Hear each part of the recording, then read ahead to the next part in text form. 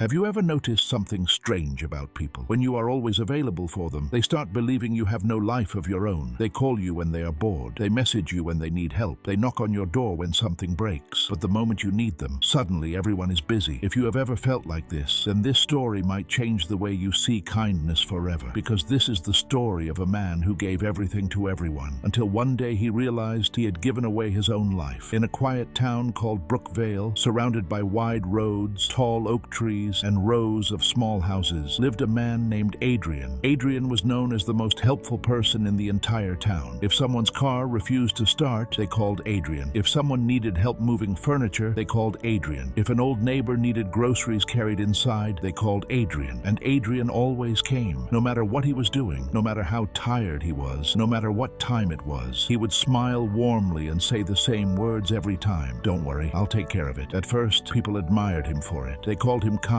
They called him generous. They called him the man everyone could depend on. But slowly, something invisible began to change. Adrian's own life began falling apart. His small house needed painting, but he never had time. The wooden steps on his porch were broken, but he never fixed them. His car had problems, but he kept delaying the repair. Every evening he returned home exhausted, not from his own work, but from solving everyone else's problems. His sister Lily often warned him. One night she looked around his messy living room and sighed. "Adrian, when was the last time you did something for yourself?" Adrian laughed lightly. "I'm helping people. That's a good thing." Lily shook her head slowly. "Helping people is good, but forgetting yourself is not." Adrian didn't take her words seriously. He believed kindness would always come back to him one day. But life had a different lesson waiting for him. One winter morning, the town woke up to heavy snow. The roads were slippery and dangerous. Adrian had an important job interview in the nearby city. It was something he had been preparing for months. Finally, his life might move forward. He dressed carefully, picked up his documents, and stepped outside. But just as he reached his car, his neighbor, Mr. Collins,